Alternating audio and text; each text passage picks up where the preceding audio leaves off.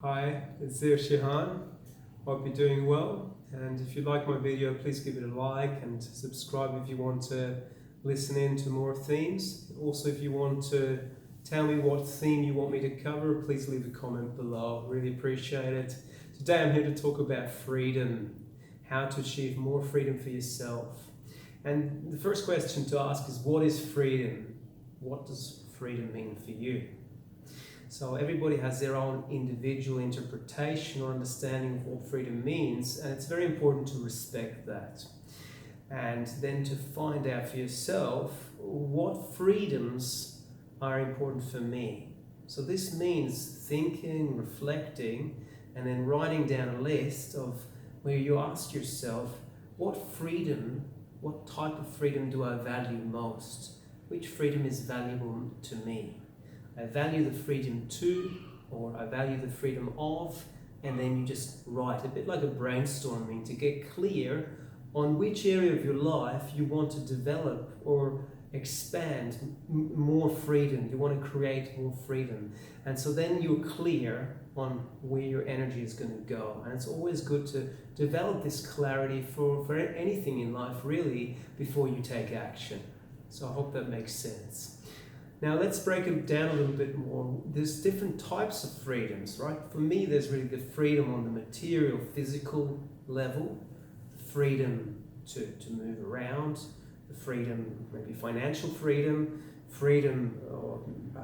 that really is on a basic fundamental level. Then there's emotional freedom, freedom to feel free in your expression, to be in the flow of, to just be free to express yourself, basically. And then there's the mental freedom, free to think whatever you want to think, and freedom of speech is really, it's a bit of everything, I guess, and free to have more expanded thoughts. And really the ultimate freedom is really spiritual freedom, the freedom to choose your own beliefs or your own religion, the freedom to expand beyond the mind. Really, that's for me is the ultimate freedom, to live where you're not imprisoned by your mind, at least by the mind in a traditional sense. And what I mean by this is the thoughts that are always thinking, and the tendency of the mind to try to complete things. And always the mind is saying, that's not complete, this is not perfect enough, oh, that is unresolved, what else can I fix? See, the mind is really an instrument to help us problem solve. But if we become a slave to it, there is no mental freedom. There is just an ongoing to-do list where we're always listening to the mind, and we're not necessarily experiencing much mental freedom or expansion. So really the ultimate freedom is to go beyond the mind, to go into a mindless state. And I don't mean to go unconscious. You don't want to just sip down 5 vodkas to go unconscious. That's beyond the mind too. What I mean is to go into a state where there's relaxation, there's introspection, there's awareness, mindfulness, where you're observing the thoughts, but you're slowing and calming down the thoughts and practicing and experiencing what does it mean to go a little bit beyond that into a state where I'm the observer of my thoughts. So for me, that can be extremely useful to create a more of a spiritual sense of freedom, a freedom from the incessant thinking mind.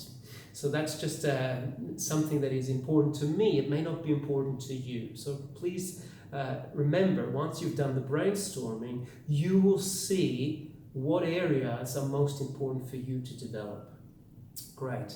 And in terms of freedom, how do you achieve more freedom for yourself? Once you know the area where there's a lack of freedom or you want more freedom, then it's always important to educate yourself in that area, to gather more information and knowledge about that area, to acquire the knowledge, the wisdom, and the understanding that allows you to generate more freedom.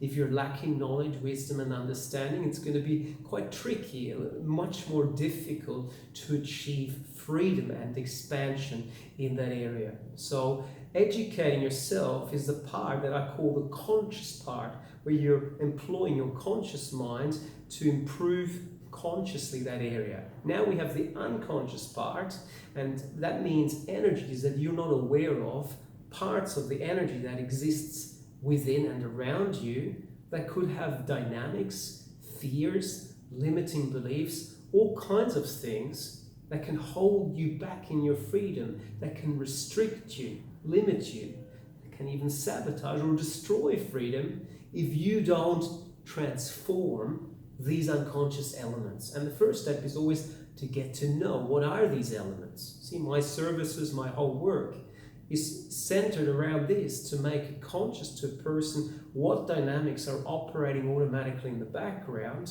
so that they can go, that's not useful, and that is very restrictive and limiting and undermining my freedom and expansion. So once you know what it is, then you can apply some technique, some transformational or healing technique, to move a level or a layer of that stuff out of your system.